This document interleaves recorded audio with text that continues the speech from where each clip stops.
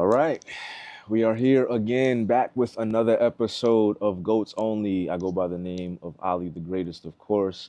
And before we even get into it, definitely make sure you like, subscribe, tell a friend to tell a friend, so we can continue to spread the Goats Only energy here at the Goat Lab and throughout.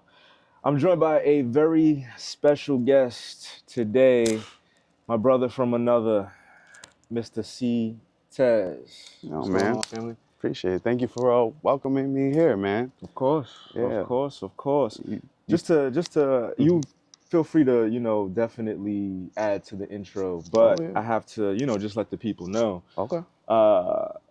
Cortez Williams. Oh, no. William Young. William Young. Cortez is in the middle, though, and we here with it, though. There it Because is. I kind of, it's funny, people almost, how do I put it? Not like I'm in so many spaces when I do different things. It's Yes. almost like you have to go by, The government kind of gets replaced. the government gets replaced. I make the joke all the time. I'm like, remember in the Avengers, you know, Yep. somebody comes up to you and they're like, oh yeah, like, oh, hi, I'm William. Cortez? Yeah. Oh, we're using our superhero names. Yeah. It's one of those. I know So, exactly what you mean. yeah. That's like when people call me Ahmad, I look Yeah. like, oh, you're talking to me. You're talking to me, right? It's like you literally walk into certain spaces and you don't expect to hear your own name. Yeah. Or like when you do, 100%. like I'm in different music spaces, and if somebody else is named Will, like they'll call Will across the room, and I'm looking up, I'm like, and then I realize, oh no, if they were talking to me, they would have said Cortez, something like that. So yeah. Got you. Well, I appreciate the correction because No, good, Yeah. I'm like, Yeah. what could it be? But Yeah. now we know. Now we know. Recording artist, digital creator, VP of marketing at Que Vision. Yeah. Producer associated with Digiwaxx. Co-host of the Real and Uncomfortable podcast. Yeah. And just one of those guys around the Westchester, New York City area. Am I really? Okay. Indeed. I mean, there's a reason why you're here, my brother. I was gonna, Goats only. I appreciate that, man. I appreciate when you gave me the invitation. It's one of those like moments of, damn, do I have imposter syndrome sometimes? Damn, is that me? He's talking about me? I do that? Yeah. Nah, man, it's and that's like confirmation too, because it's like when you look at yourself, or when other people look at you, through a goat lens, we'll call it, and they look at it and it's like, oh yeah, it's a no-brainer. But then when you look at it, you think twice and three times, and it's just like, and then you got to add it up. Yeah, to make yourself that's what it is. Yeah, be like, oh, you know what? Dang, that is right. But then you still might question it a little bit. Yeah. So let me ask you this: Please. like, is there a point in time in your career, like up until this point, or even throughout, where you've accepted, I guess, that GOAT status and like accepted, like, all right, I'm here now.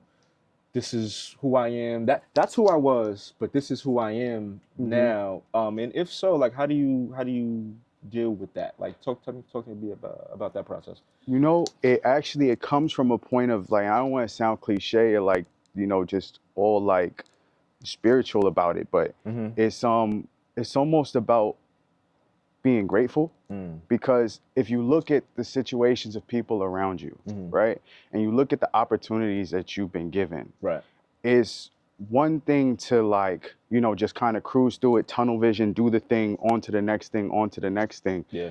But after you've accumulated those next things, you kind of look back at it like, wow, I was able to do that, or like things that might have been challenging in the moment, and you gotten past it, and now this is like, however many times, the umpteenth time you've done this thing or entered a new space, you're like I have to look at it in a perspective and like do that math. I have to add that up, because if I'm not, then am I truly grateful if I haven't taken like an account of like all the blessings and the opportunities that I've been given? Right. I almost have to accept it, because for me to just ignore how many things I'm doing is almost to say like, I don't appreciate the things that I'm doing. 100%. It's almost like it's like the right reversal, because we sometimes we may hear people, we hear the term fake it till you make it. Yeah. Right. And,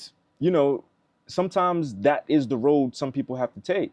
You know what I mean? But then other times it's the actual work that'll just, get you there. Sometimes it's both. Sometimes it's the actual work, and then it's like, oh, you know, I'm gonna kind of Mm-hmm. put myself in that position, or put Yeah. myself in the aspiring place of where I want to go. Mm-hmm. I may not quite be there yet, but I know I'm gonna get there. But I kind of have to, go Yeah. that route. I brought up imposter syndrome, and you just kind of said like the fake it till you make it thing, right? Mm-hmm. That in and of itself, when you break it down, is like, I'm doing this thing, right? Right. Say like you and producing, right? Right.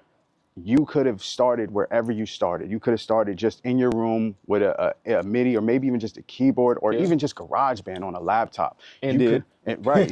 You start there, And did. and then right, like, so now for you to take on what that means to do it, like every night you're putting in the hours, Other people outside of that might be like, what is this guy doing? Yeah. You said, and he wants to be called what? Yeah. Okay, you got right. Why does he want to be called that? But and then at a certain point, you're actually building your new normal, right? 100%. Like because it might have been you were working here, working there in the other place, and now everybody's like, well, yo, on your free time, why aren't you living life? Why are you just in your room doing this? Well, because one day I want this to take the space of that. Yeah, 100%. I want, when you guys know me, I want you to. This is Ali. That's Ali, and this is the context in which I know him. Yeah. You had to build it. So faking it till you make it, to me, a lot of it is just doing the things that you know you want to do normally. 100%. 100%. Yeah, it's you got to put yourself in that position. You know what I'm saying? And it starts really with mindset. Yeah. It's we hear it, we hear about it all the time, the law of attraction and universal law, and then what you put out is what you get. And I feel like we're in a time now, worldwide, universally, even just, us as Black people. Yeah. You know what I mean? And not, excluding any other races or well, I don't even like to say races, because there's one race. There's the human race. But any other groups of people, any type of, demographic or anything like that. 100%. But I think there is like an awakening. 100%. 100%. Yeah, there's a huge shift that's going on. A lot of people, everything's being questioned. Shoot, for me personally, it was Jay-Z's Magna Carta album. Yeah. That kind of made me think twice about everything. New rules, unlearn everything that you've learned. It's like, wait, what? Hold on. Yeah. Yeah. You know what I mean? So it was, it's one of those things to where like I said, it makes you question everything that you've learned, and it's just like, oh, so how do I actually get to where I want to be? How do I formulate my mind? Yeah. You know what I mean? It's all about seeking knowledge, and that's the honestly the first step of mindset anyway, right? Like, is because I know of a lot of people who are kind of like determined to do things the way they've always done things, right? Yep. And we forget that a lot of those things are adapted from past traumas, past issues, past experiences. Yeah. And those experiences don't always serve you into the new spaces that you want to go. 100%. Right? Like, a lot of people are their own worst enemy because of their mindset. Had a beautiful conversation with Dr. Anna Nayakana where she said something similar, where it's like sometimes the enemy is the enemy. 100%, and that in and of itself, you have people who are like, maybe enter a room defensively. You might enter a space expecting the worst of people. And it's not, that doesn't say don't protect yourself, always protect yourself. Right. But also be open to like things like collaboration. Right. Be open to the supporting, because if you expect support, you got to give support. 100%. Things of that nature. 100%. But that all starts in the mind. 100%. There it is. There you have it. So, as a fellow GOAT, and someone who wears many hats, and just doing all of the things that you do, and how do you protect your mental, when you're in multiple modes at once? Or are you in multiple modes at once? Or how does, like, take us through there? Okay, so that's something that I'm working at, right? Okay. Because like you said, you might be in a different mode, right? So if I'm in a space I'm not gonna say professional versus not professional, because like there's the entertainment realm and then there's like corporate, right? If I'm in a corporate space, there's a part of me that needs to kind of present a certain way, and you might have to be a little bit more rigid about what you're doing. Now, in the entertainment space, you definitely want to, you should be more yourself, be freer to express, because that's what you're there to do. You want to express yourself. That's creativity and entertainment. Right. I found balance by creating routines to protect my own mental health. Okay. Because first off, it creates a baseline, right? Okay. If you have things that that makes up your day, when you deviate from them. Yeah. When you might have taken on too much, when you might have poured too much from the cup, when you realize, wow, hold on, I haven't stopped to do this today. I haven't gone to the gym in this amount of days. Right. I haven't talked to this person in this amount of days. I haven't read my books. I haven't set aside this personal time for myself. Okay. And oftentimes that's just you just getting lost in the journey, right? You always look at yourself. You're a very capable person. Because of that, people come to you. They need things. I'm sure you have and that's not just professionally, artistically, but also family-wise, right? 100%. So as you're going to do those things, you still have to, do for yourself. Yeah. You can't pour from an empty cup. Yeah. And that's something I say a time and time again, because when you realize that, you realize that it actually impacts your capacity to even help. Like, I'm a person who I deeply want to help people. I realize though that sometimes I do that to a detriment, to a fault. Yes. Oh yes. So like, you might do something or do so much for people who may not have the energy, capacity, or intention to want to do things for you. Right. But knowing that you're giving yourself what you need, you will still have the energy to do those things and, help who you can. No, 100%, 100%. And family be the ones, man. I tell you that. Family be the ones. I love you all. Yeah. But family, it's tough though, especially when getting in that age too, where it's like, you realize like, yo, we the adults. We the new adults. We the new adults, right? Which is crazy. Was wild, right? Not to get too off topic, but like, summer's coming up, and then you got the cookouts, right? And we always talk about, yo, nobody's throwing no cookouts anymore. Nobody's doing it. And then you got, I should be throwing the cookouts. I should be the one throwing the cookouts. So, yeah. Nah, 100%. And it goes to like the test of like one's character when you the one that is getting contacted about, whatever the case is, or the mediator or whatever the case is. And then it's like it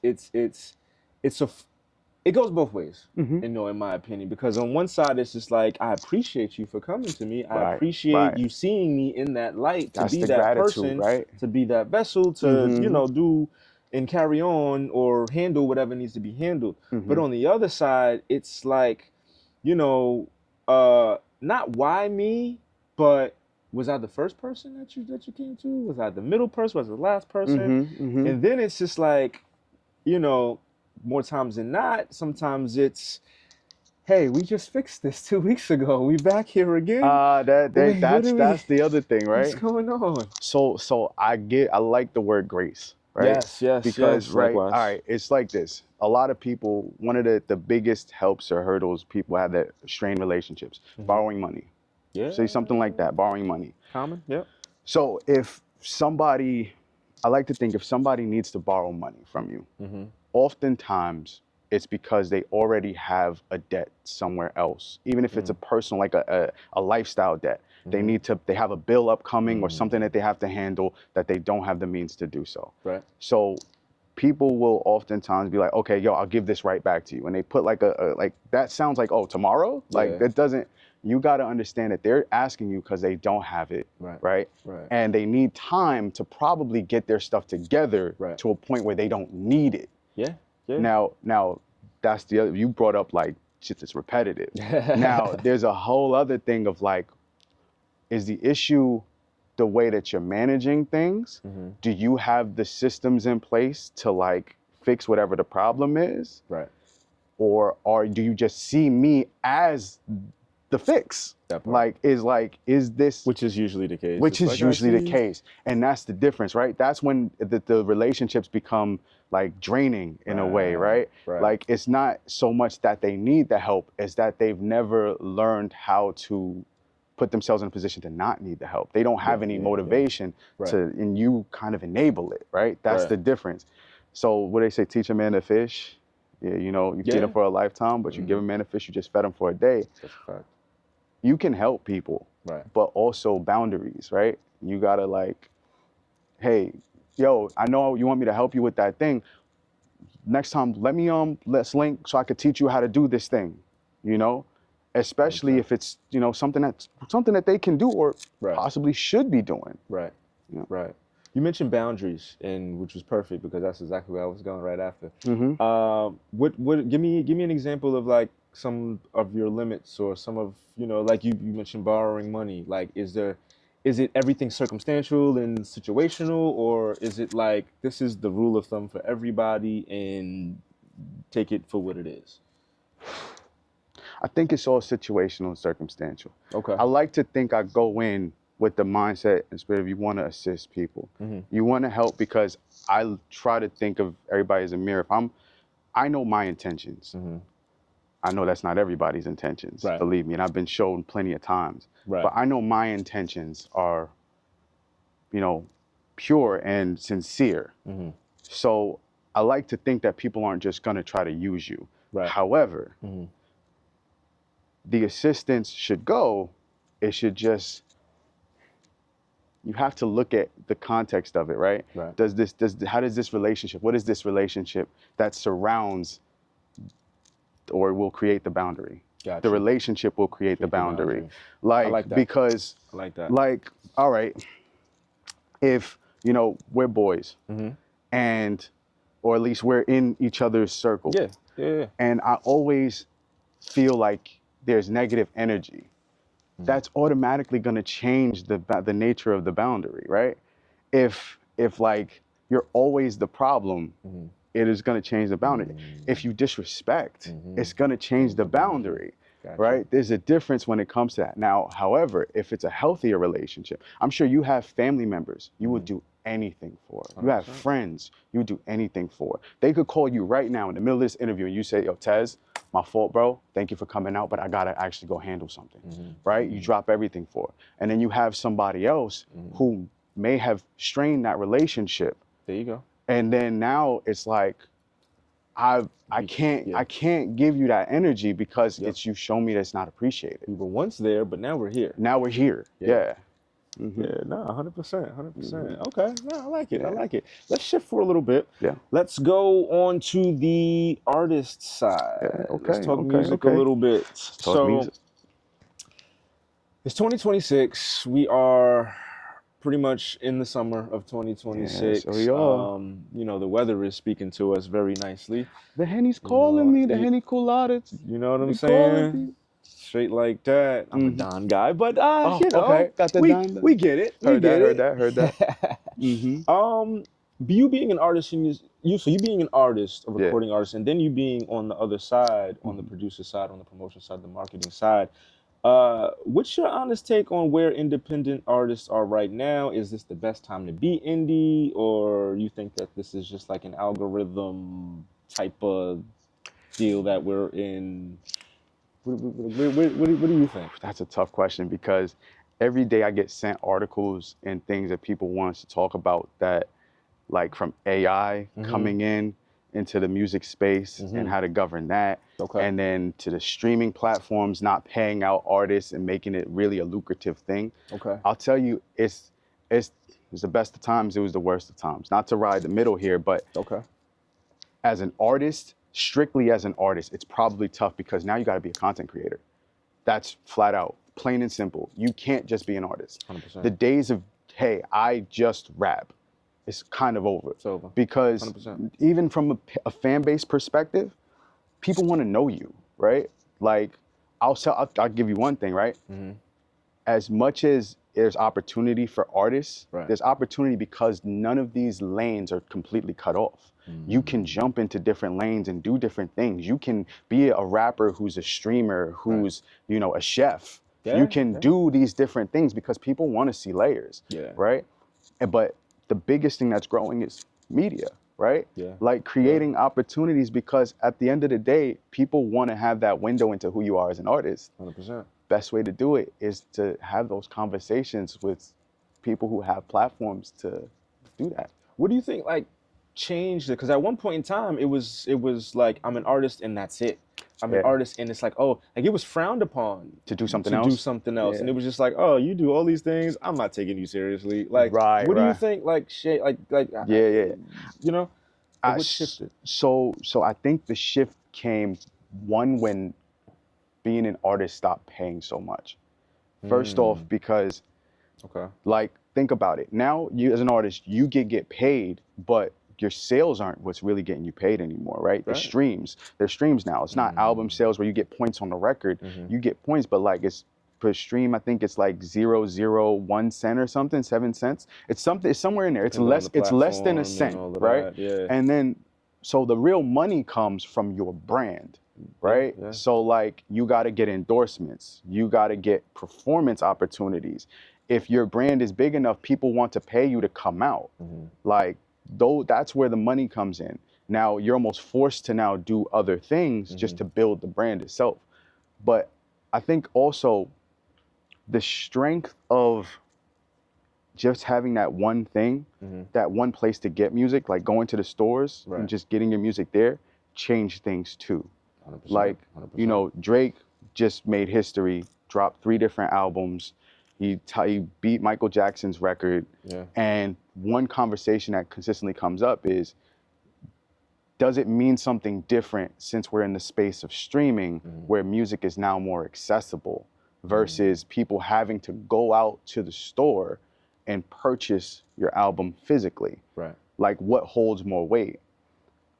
I'll let you decide on that. I want you to weigh in on that too, because I've been asking a lot of people and I have my opinion, but like, I think that conversation of where people consume music has changed everything. 100%, 100%. And it's one of those things to where, you know, like everything's always changing. It's art, you know, it's always going to change and, you know, evolve, and there's always going to be some new, you know, thing or whatever, new ways of thinking, new methods, new protocols, whatever it is.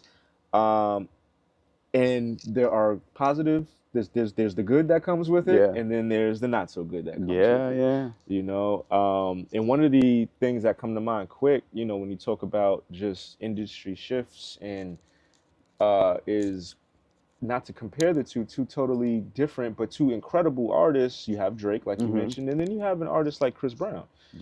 And I was having this conversation, I forget who it was with, but we were talking about like the difference in the type of artist. Like, you would think that Chris Brown, and again, this isn't anything to do with talent, but you would think that an artist like Chris Brown would be on a Drake level.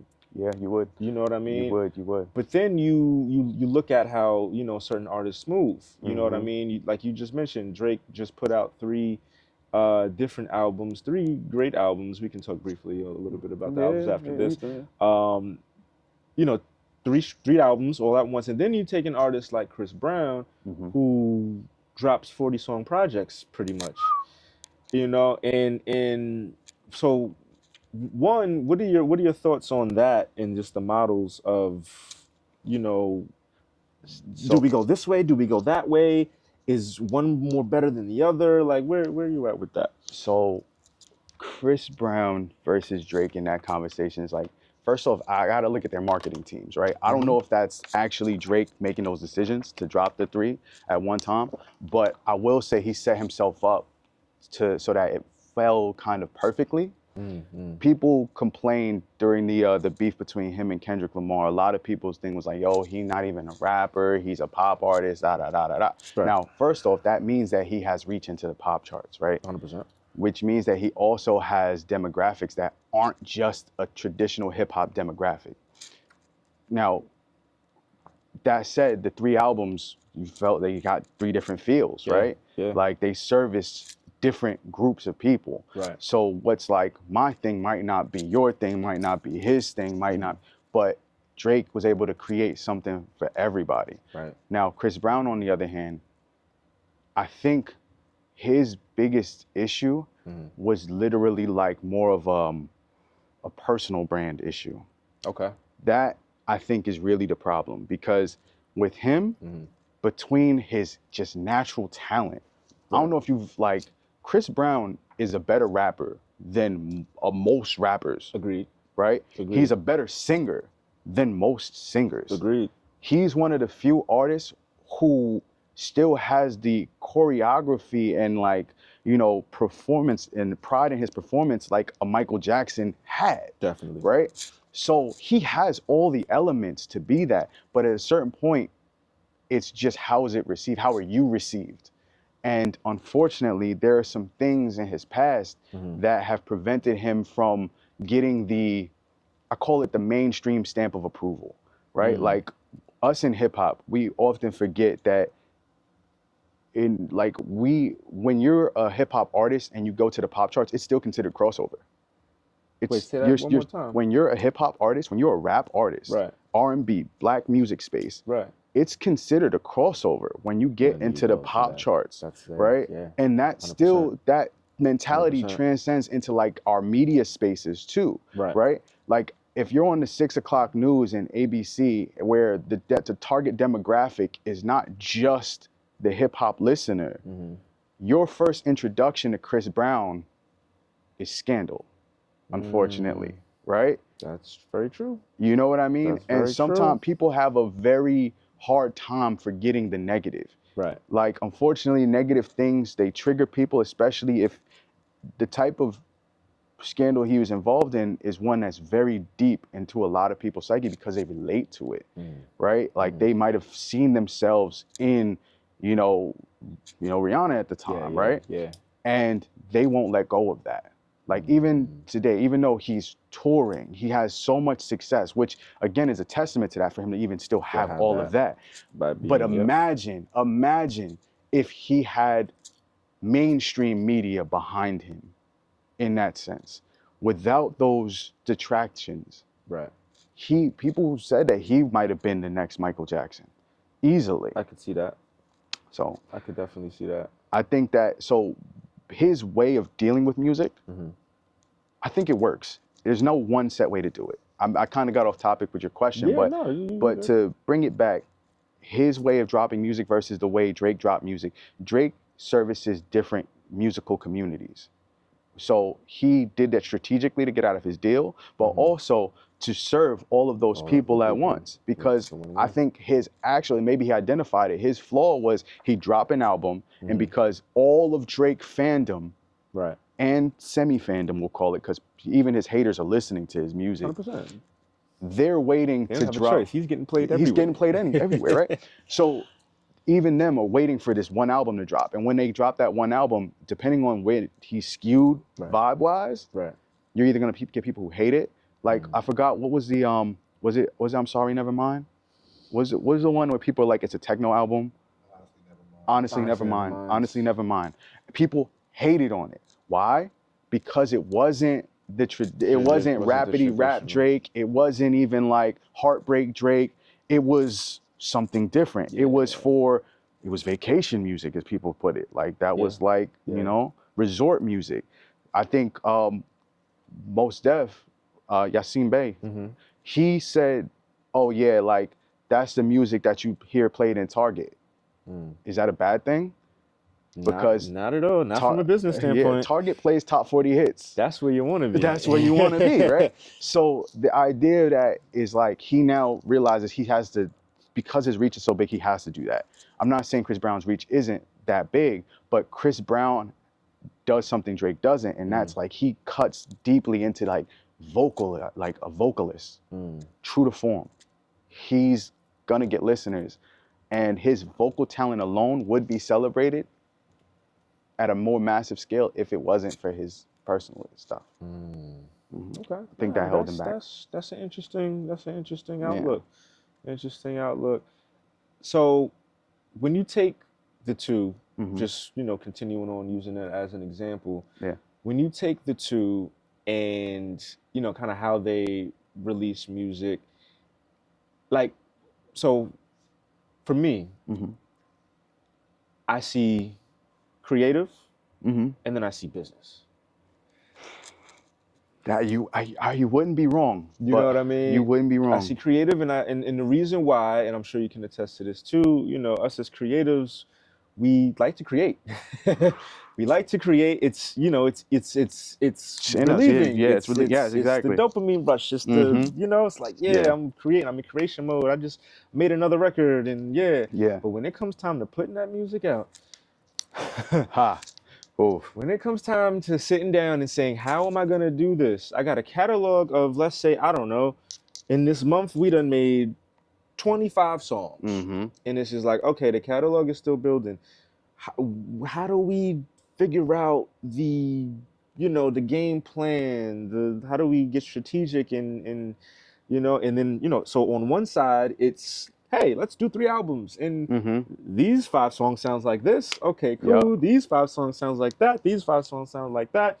We might need to add another 2 here or 3 here or 3 here. We'll get Yeah. back in creating Get back in mode, and creative then mode and get now we jumping. got something. And on the other side, it's like, dang, I got all these songs. Just here you go. Boom. That's a. So damn. Here's the problem with that, right? Like, you Because look you're at, on both sides of that. yeah. You know So what I'm and saying? I'll Like tell you, you're on the creative side, you're on the business side of that. and Like, that's where the creative bottleneck comes in, there we right? go. Like Let's that's get where it there. comes in because, all right, some of the most successful artists, Mm-hmm. excellent business people, because and Yeah. that just means that they figured it out, Yeah. right? They figured it out, Yeah. and unfortunately, they can work together, but oftentimes they're opposites because as a creative, you're passionate about every one of your tracks, All of right? them. Every project you make. It Yep. could be the most whatever people, but you're passionate about it. Yep. Going into the corporate space is like numbers. Mm-hmm. So much based on numbers and results and like identifying, it's just information. Right. And information unfortunately doesn't lie. It Right. can be skewed, but it's very objective. 100%. When you're okay with the objectivity of it all, Mm-hmm. that's when you're able to, I don't want to say separate yourself because you're never going to separate yourself from the song, but you realize, okay, this is what's moving. People are responding to this record. Right. It's like in social media, they have a strategy now, right? You drop different songs, you drop different posts. You might boost each one and you see which one is getting the most traction. Then you continue to go with that one, right? One of Angelo's favorite artists, La Russell, it actually took that type of an approach, right? Yeah. And that allowed him to see what people were vibing with. Right.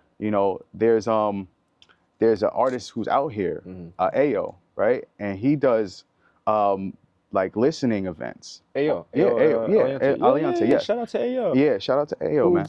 Because he does listening events and he gets to kind of see how people are responding like to his music. And like I think that's one of the biggest things that you need to do, because even though you're a creator, even though you're making the songs for you, every song that you've made is you, right? Right. So now you got to figure out which one of those best aligns with the listener. So that's kind of, if nothing else, that's kind of the next step. Is that, and you as a DJ, you know this, right? Yeah. You play music that you love. There's not songs that you really hate that are on your playlist. However, you walk into a room and you know you're playing music for the room. That part. And it's funny you mention that, because there's times where, like, shoot, last night, as a matter of fact, I did a shout out to Rose and the Say Something comedy show at La Bodega, but we were there last night, and so for the most part, the audience is predominantly Spanish, right? Yeah. And depending on who's on the lineup, if it's an a little bit, like if we have a black comedian or an Asian comedian or you know what I mean, like that will change the attract different a little bit, right? It just so happened that yesterday it was all Spanish, and it was a lot of Spanish music. Yeah, played, that's you know it. What I mean? Which is great. Don't get me wrong. I love my Spanish. You know what I mean? I get my footwork going and all that. You know what I'm saying? But there's a specific vibe that they come to love and they expect. Yeah. Right. And it can't just be. I strongly dislike when I go into a place and not even just the DJ, but like the atmosphere, the aesthetic. It's just like, we know that this is a versatile Mm-hmm. place or in a versatile environment, or it's growing to that, or this is what it is currently at this moment. I get that there's protocol, I get that, whatever the case is, but it's like at some point we gotta kind of Yeah, it gotta be fluid. Gotta be like, conform a little bit and mm-hmm. Serve the people, because that's what we're here for. That's what We're we're here here to for. serve, the people. Mm-hmm. The let me ask you this: Yeah. is the customer always right? Ooh, that's tough. No industry, That's no tough. no That's tough environment, because but there's a level of entitlement that comes with being the customer, right? Like, and we see it in music, though. Like, we see it when it comes to, again, like a Drake, right. right? There are people who come to that establishment. They come to the establishment of Drake and expect the thing that they like that's on the menu. Right. When they change the menu up, you're gonna get some backlash, right? Now that you're the business though, so I think that the thing is, you got to know what consumer you're targeting. Yes. Like, yes. so in a kind of a back end route, yes, they are always right, but in the sense that you chose that demographic to target, right? You should know what it is that they respond to. And if you don't, then you're kind of not being honest to that.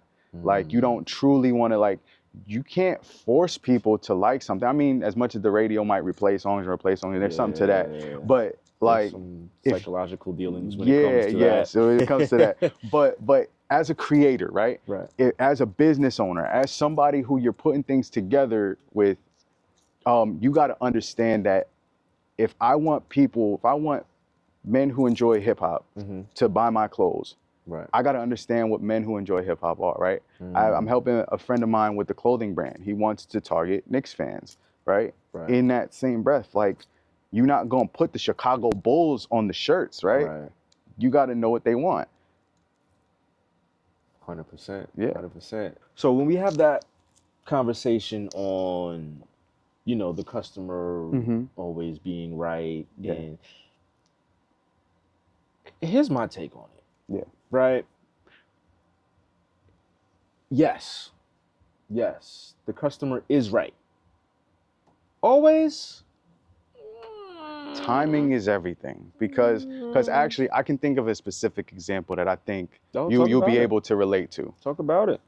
You're at a party. You got the everything's vibing. Crowd is loving it. Right. Then you have one guy who comes up to you at the side, and they're like, "Hey, yo, you can play that song by." All the time. Yo, you can play that. Yeah. All the time. In those moments. Play some Bob Marley. Right. What? Huh? I love Bob Marley, by the way. But it's like, yo, you gotta. This is a 90s R&B night. Yeah. What you talking about? Like... That's it. So it's like, I get it. Again, but that kind of speaks to, at that moment, who's your customer? Yeah. Your customer is the entire party. Yeah. Like, like, McDonald's serves burgers, fries, chicken sandwiches, all of that. I'm sure the customers would appreciate steaks, right? The same customers that go to McDonald's go somewhere else to get a steak, right? 100%. So it's not like if somebody asks for a steak at a McDonald's, you tell them, like, sir, this is a McDonald's. What are you doing? Like, the timing of what they're asking for, the place they're going to ask for that might be off. Yeah. Because, again, you as the business, as the brand, you kind of create your consumer profile. Like, you could, or you curate the profiles of your consumers by, like, I got this product, I know you like this. This one didn't, I'll pull that from the shelves. I didn't like that shit. Yeah. Like, yeah. Things like that. Nah, 100%. 100%. And the thing is like, because you mentioned before the entitlement piece of it. It's which, people can be very entitled to things. You bought your ticket to get into the event. You done bought a couple of drinks. Yeah. So now, you bought your ticket to get to the event. Now you got some drinks in you. So now you're really feeling yourself. And now you really, in the groove, and not say you having a good time, but you know you want to take it there. You want to have a great time, and you want to like, nah, I'm gonna do that. Yeah. It's one of those things to where one is being in the moment. Yeah. It's knowing where you're at. That's big. Knowing your position. Mm-hmm. Two. Yep.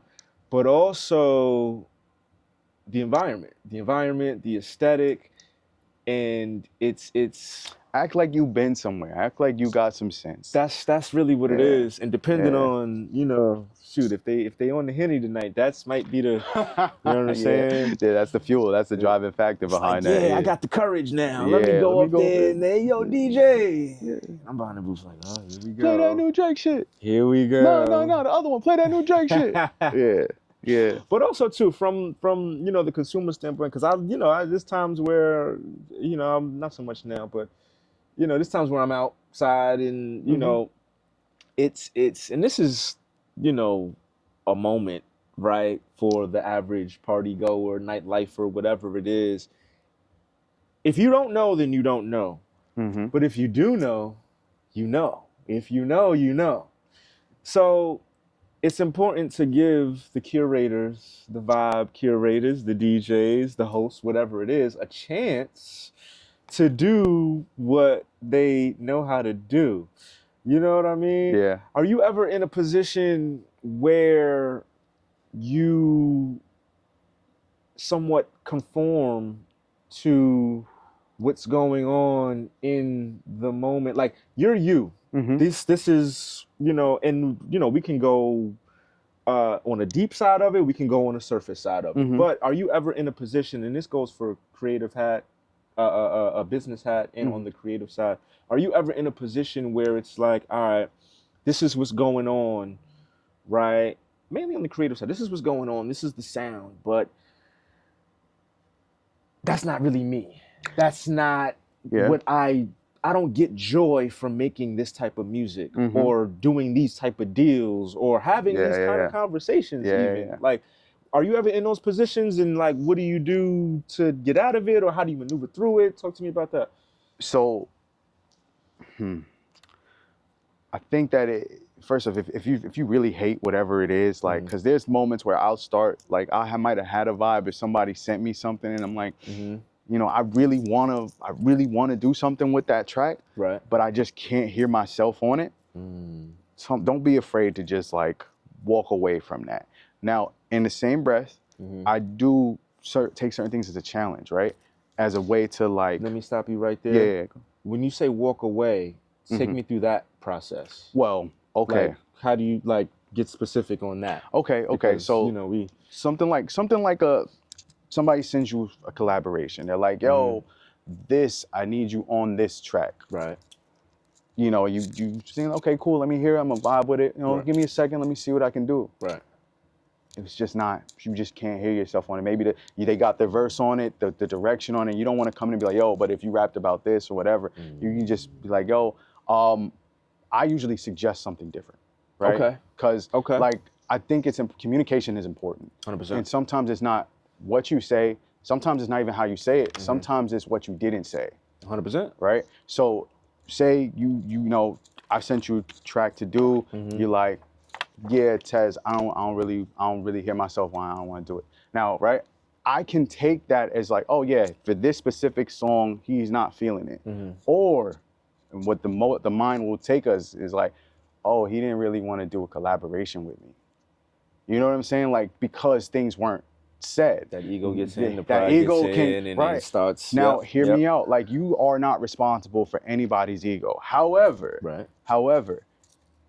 if you're a person who values communication and values how they're seen, you may want to communicate to this person, hey, I'm not sure about this vibe for me, but if you have something else that leans maybe this way, let's see what that sounds like, right? Like, I hate the person, hate's a strong word. I strongly dislike the person who's ready to shoot down your idea without suggesting something else. I agree. Right? I think 100%. that slows things down so much. And also, it's a point of, okay, did you think that your job was just quality control? Right. Like, Right. if are you a member of the team? Are you invested in this moving forward? Or are you just here? Because at a certain point, like again, what you didn't say, a person who tells you, nah, don't do that, then do what? Right. Right. Or you want, because otherwise you're telling me, stay right there. You didn't give me anything to work with, right? And that might also mean that you haven't thought beyond what you don't like. You're not invested in this if you can't give me something new. You know, like, to me, it says something when somebody has thought deeply about like what's wrong and why it's wrong. Don't just tell me that it's wrong. Yo, you, can I use your stuff for an example? Absolutely. You might have had the idea to do a podcast, right? And you're talking to your girl. You're like, hey, you know, I think I have this idea. Da da da. Right. She didn't just tell you, nah, don't just. Maybe you were gonna just do it over there. She didn't just tell you, nah, don't do it over there. Right. She said, what if you got a set and you put it together and you had the details? What's your like? That shows investment. 100%. So yeah. 100%. Shout out to you out there. I see you. And then it goes to the type of person that you're dealing with too. You know, whether it be friendship, relationship, whatever it is, business dealings. It's like, you know, you can kind of gauge, you know, the type of person that you're around based off of how they, you know, maneuver, period, but how they maneuver when it comes, you know, to you. You know, there's the, you know, like you mentioned, there's the, I don't really like that, or that's not it type of person. Then there's the, I don't really like that, that's not it type of person, but here's what you can do. Right. Then there's the, I like this type of person. Then there's the, I like this, let's make it better type of person. You know what I mean? So it's like, it and that's, you know. Support. 100%. That's the different types of, those are different types of support or lack of, right? Yeah. Like, somebody who's willing to, again, invest input. Energy is in everything, right? So even at its core, it might be negative energy. The person who's hating on you is giving you energy, right? The person who's watching you from a distance, that's energy. That's stuff that they got to devote to that. But the person who truly wants to see you grow, they have, first off, watched you. They've seen what you're doing. They see what you're trying to do. Hopefully understand what you're trying to do, because sometimes that gets lost in communication too. That too. Right? Like, where are you trying to go with this? Right. So now I can give you honest feedback on where we want to go with this, or how to get there, or just my thoughts on maybe what's holding you back from getting there. But that, again, is all in the communication. Now they can invest that and give you support, and not just, now, if it's a project or something that I'm just not feeling, if it's something that I truly just, I got to walk away from. Right. If it, first off, hopefully it's not something where I'm walking away from because like, it's like really makes me feel bad. If it's just that I can't, like, I just can't sink my teeth into it, then it's easily something fixable. Like this person, I like to think that no artist is just one note, right? Right. So collaboration is an opportunity to meet in the middle as well. Absolutely. So now I might be, you know, as much as a challenge for me to get there, it's a challenge for them to come meet me, you know, Say in the that middle. again, man. That was clutch. Collaboration is an opportunity to grow, man. It's opportunity you know what I mean? to come out of that comfort zone. It's an opportunity to meet in the middle, man. 100%. Like I think a lot of people forget that, like, yeah, I do a thing, right? Yes, there's my sound. And yeah, I might have thought about how you would have sounded on this because you're fitting within the idea that I had. Right. But if I approach the collaboration open-minded, we may come out with something more beautiful we didn't even expect. We didn't even know it was possible. That part. Yeah. And that's the thing. Like, most people don't understand, like, when you put that ego to the side, you put the pride to the side, and just be, and let the music do what it's doing, or let the business do what it's doing, or let the idea, whatever it is. It's like, you don't know what's on the other side of that. Yeah. But you know what can't come, because you know what blocks that you got. There it is. There in, you know, in the process of you trying to get to the goal. Look, so you've produced some beautiful projects with like so many different artists, and I'm sure like in that creative project, of course, man, I give you your flowers too, man, definitely. Thank you. So it's goats for real. Like, right? Now, when it comes to like that, I'm sure you've had artists are stubborn. Artists are Oh stubborn. man, we could do a whole episode on that. Woo, I've been stubborn because like there's a level of, it's like when you're coming up with something, it's your baby, right? 100%. You have an idea of what you want. Now you're 100%. going, like, artists are also in a unique position, because if I'm the artist, right, I come up with a song, I gotta go through the person who made the beat, right, and figure that out. Right. Now I have to go through the engineer. Right. And then hopefully, again, my idea is being filtered through both of their lenses, right? And now I get that kind of sorted out. Now, if I want a visual, my concept has to be filtered through the lens of the camera guy, right? Now, like, I gotta have all of these different, the marketing behind it, how I want this to be received has to be through the lens of the marketing team. All of those things is like a level of, I gotta trust my kid with somebody else. Oh, I gotta trust my kid with somebody. I gotta trust them with, but that's why I think collaboration, you gotta really go in understanding, like, I'm here to get the best out of this person who I wanted to collaborate with. Right. I think sometimes collaborations can be a little bit insincere. And I think that's where the problems come in sometimes, right? Like, you're pretty high profile in what you do. If people want to work with you, they know that there's a certain, air that comes with working with you, a certain status that comes with working with you no matter what.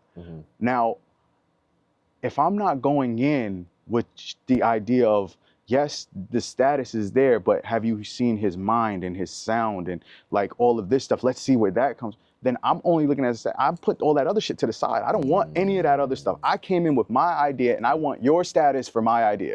That's it. That's, I think, is the wrong way to do like a collaboration. And you're not going to get it. That's going to be an unsuccessful collaboration on this side. Absolutely. 100%. And I think as creatives, it's important to vet, kind of like what we've been talking about. It's important to vet what's for me and what's not. And what's for you and what's not. You may think this is a great idea and you should be great and we could probably, which could be the case. One, it might not be the time, but also two, you may not be going about it the right way. And then this may not be the particular record, or this may not be the particular approach, so many different things, factors, man. And you hit it on the head. It's just like collaboration is, man, let's call it for what it is. You want a feature? You want to like, that's what people say collaboration, right? But what they mean is feature. Now, if that's what you want me to feature on it, that's different, right? A work for hire situation. That's a work for hire. I have the scope. You can print me out a service agreement. I know the scope of the work. I'm gonna deliver what you need me to deliver. You gonna give me what I'm asking you for, right? And that's it. 100%. And then it's important to know that, So artists out there, it's important to know what you're asking for too. Just know. And be upfront about, what you're expecting too at the same time. Because at the end of the day, you don't want to waste your time, and you damn sure don't want to waste the person on the other side's time too. And it'll be appreciated. Like, I'm appreciative when I get hit and it's like, yo, I need this and I need this and I need this. I appreciate that versus the, yo, what's good?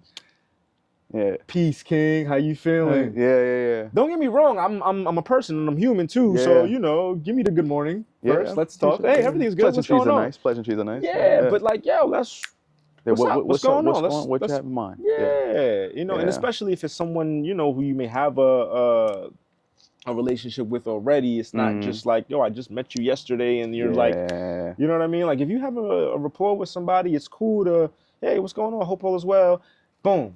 Like, that's appreciative. But I'll tell you though, the quickest way to kind of ruin that rapport though is like to not go into these things with open minds. Yes. Because like now you're gonna have a clash on vision. Yeah. And you gotta have. We talk about business, right? We talk about music, but I think the biggest thing that a lot of people need on either side of those things is personal development. Oh, come on with it. Right, like that's one of the biggest things, because no matter what room that you're gonna go into, you're you, right? Yes. Like, you're gonna present that first, right? Whether you have a business hat on, the person under the hat is still you. You got entertainment hat on, it's still you. 100%. So if you're gonna enter these spaces, the part that really needs to work is like, how do you, again, it's like communication, right? How do you stand firm on your ideas? How open to other ideas are you? Right. Like, how open to criticism are you? Because you're not going to succeed in any of these spaces if you can't do that. If you can't take that well, if you can't just create a actual relationship that people want to go back to, they won't go back to it. Right. Right. Like, that's just, especially once you get to a certain level, a lot of people are able to do what you do. And that's not like, not in the sense of like, that's a fact. not in the sense of, you know, everybody has their own je ne sais quoi, they have their own unique thing. But if I need to have a movie done, right? And I need somebody to do like, to just do the storyboarding for me. But the person who I'm hiring is an asshole. There's not other people who can storyboard. Like, at a certain point, the way you show up outweighs your contribution. Like, 100%. you have to be aware of that. And that, I think, is where a lot of disconnects happen. That's where a lot of things go south. And unfortunately, people hinder themselves because they can have all the talent in the world, all the intelligence in the world, but at the same time, if you're not approaching things and the people who you work with the right way, it can kind of create limitations. 100%. It's like I see it happen all the time. You're shooting yourself in the foot, in you know, not knowing how to navigate or not doing the things outside of the studio. Using this as an example, that would help you in the studio, and then, you know, in certain rooms when you know, navigating. Because I say this all the time, and I love using this as an example. You know, we get so caught up on the music, but forget that it's the music business, and it's just becoming the more we go forward, like the more 2026 goes, and then 2027, it's like music is going down and then the business is coming up. They're still together, but the emphasis is way more on the business. Look, you see it all the time. Like, you have these corporate giants get behind specific artists, talent be damned, 100%, and they push the heck out of them until you're gonna see them everywhere. The opportunities are there. They're in these spaces, and not for nothing, there's a little bit of seeing is believing.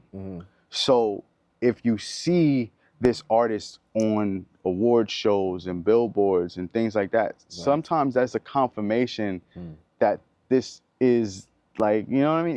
Even if they're not delivering the product that you would personally enjoy, you're like, well, somebody gotta be, right? Somebody like, got the business tight on one side. Like, y'all doing something y'all right. doing something right. For it to be received how it is, and not for nothing too, we mentioned branding, right? Branding, look at like a person like Cardi B, and that's not to say that she's not talented, but her personality and her personal brand and her story was really more so what people bought into, to the point where, like, she was going no matter what. Like, the music gives people enjoyment, so that's good. But her fan base is exponentially improved by what they saw in the reality shows, the person that they can relate to, all of that stuff. You have a Sexy Red, where, like, you know, like, I want to say, like, her boldness, we'll call it. Her boldness. There we go. That's a great word. Is what keeps her relevant. And people either relate to it, or they, you know, or maybe they don't. But if you're looking for strictly music, you may go somewhere else. No, 100%, 100%. Man, when you in the mode and just going, time be. No, I know. We probably this is probably you definitely got to come back, man. You definitely got to come back. Before we get out of here, I want to ask. Let's talk Real and Uncomfortable. A little bit. Talk to me about that. You know, how did that come about, and you know, where you guys at with that? And I know you guys did a live show last year. And what you guys got going on? What's cooking? So Real and Uncomfortable, it's kind of birthed by just the random conversations that, you know, Ian, a couple of us would have, just about relationships, current events. And eventually, with the idea of a podcast came about, we were fortunate enough to link up with somebody who was determined to make his own podcast network. Yeah. Angelo Scarfone. There he We're is. gonna give him by name. Polymath. Big ups to Polymath. Big ups to Big ups to Polymath. Polymath. The man is But everywhere. seriously though, because honestly, having that structure is really what allows it. Any idea that you have, if you put the systems, the infrastructure behind it, Right. you're able to continue to do it time after time. Like you have the framework for it. Right. Now, the live shows, I gotta tell you, that's something that's like, in my mind, I didn't think it could get to that. But having people who believe that it can get to that is important. Having somebody else who sees the vision, and maybe when you don't, maybe you subconsciously put a limitation, not in the sense that you didn't think it was possible, but you just saw it as being this one thing. Yeah. And somebody else said, nah, what you have there, that shit is great. Yeah. That shit is great. You should take that and put that here where other people can appreciate it. And also it can benefit you by doing this way. So I think it's safe to say it's important to have a team, right? The team is so important. Yeah. Shout out to E, shout out to Raven, because that's also like a balance. Because my takes and opinions, as much as I like to hear myself talk, they have to be balanced by someone. Yeah. And also a conversation, especially discussing topics, is always made better by perspectives. So, you know, 100%. E has his perspectives on things. Raven offers her perspective on things. And I think it creates a perfect balance on, like, you know, again, something we usually talk about, relationships. Right. That can be taken in so many ways, so many perspectives, from based on your age, your gender, your sexuality, like where you were raised, how you were raised, your personal traumas. All of those things blend into how you handle relationships. So us being able to kind of talk about relationships the way we do is based on everybody's pure and authentic experiences, and it goes a long way. That's beautiful. That's beautiful. I feel like there's more value in, you know, personal life experiences than just, you know, fabricated research. Yeah, you know, right? It's just like, hey, I actually lived this. I actually lived this. I've been here. Here's the scars. Here's the scars. Look, man, the scars tell the story. Yeah, but nah, it's y'all body. Thank y'all, man. Y'all definitely body, man. I appreciate you and everybody. Yeah, man. And, thank you, man. You know, looking forward to more. And then, you know, like I mentioned before, it's important to have, you know, a team, but it's also important to have the right team. Like, and I feel like, you know, people that are just starting out, it's like I automatically want team. And that's not wrong. It's not wrong. It's not wrong. Because it is part of the frame. Like, you can't do it all by yourself. You can try, but you're gonna get pretty far, but you're not gonna reach that real, like, I don't know, the highest heights until you have other people with you. 100%. So you should want it. Yeah, you should want it. You know, I forgot who said it, but you know, you think about it, it's like true. No billionaire. There may be some exceptions to the rule with millionaires, but no billionaire has made it alone. That's it. Like, and this is firsthand. Like we hear this all the time. You know, shout out to the billionaires in the world. You know, and to be one of you one day. But you know, it takes the right team, the right people, the right mindset. You know, and not everything is for everybody. Not everybody is for everybody. That's big. You know? Compatibility matters, right? Knowing who you're working with. Knowing who you're working with, you have to. Ask the Zodiac. Yo. But don't let that be the end all be all. What's your take on that? Zodiacs and stuff. Zodiacs, I think it offers a lot of insight and explains a lot. I don't think so. I think a lot of things make up the person, right? But I do think that you can kind of see certain things, like it do stand true, right? Like, I'm an Aries. Okay. Right. So we're supposed to be impulsive, temperamental, and basically like ready for war, conflict. We're ready for it. Hotheads, instantaneous flame. Is that? Wait, hold on. Wait. For Aries? Yeah. What's the animal signal for Aries? For Aries? Yeah. Talk about divine alignment. I like when things just align. You know what I'm saying? Right? This is confirmation. Not to cut you off. No, but that's it. So I like to think, right, like anything, that might be the base level, right? Depending on what you believe, that might be the base level. Learning what your areas of your opportunity for improvement, your areas of opportunity for improvement. Like if emotions are a thing, emotions being on high, you have to learn how to not pick every battle, 100%, right? 100%. Not everything deserves a response. 100%. You have to be cognizant of your own energy.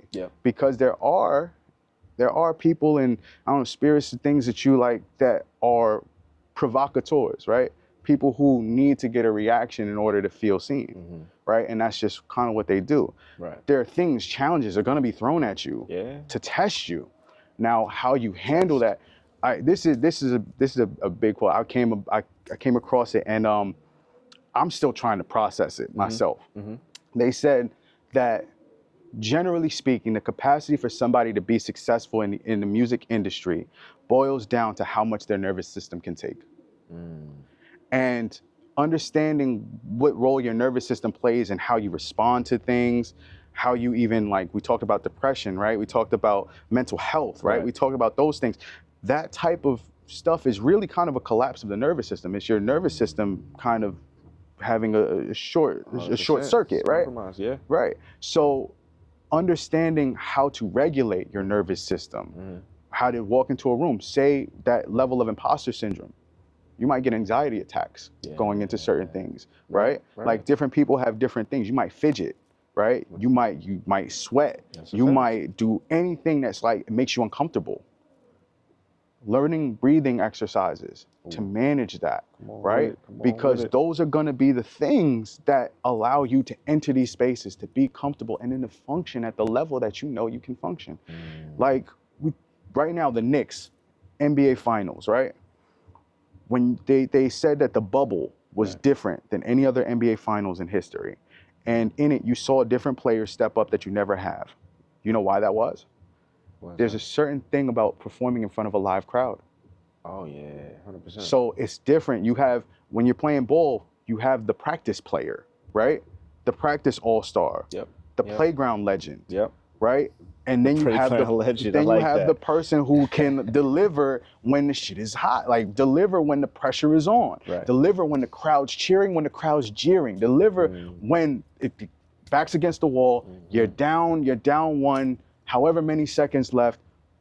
Do you feel comfortable with the ball in your hand? Or do you not? Now, again, those moments that you say you want, how have you prepared yourself for them? Those rooms that you want to be in, how have you prepared yourself for them? Not just in the sense of skills you've learned. Well, maybe a skill. I guess self-regulation is a skill.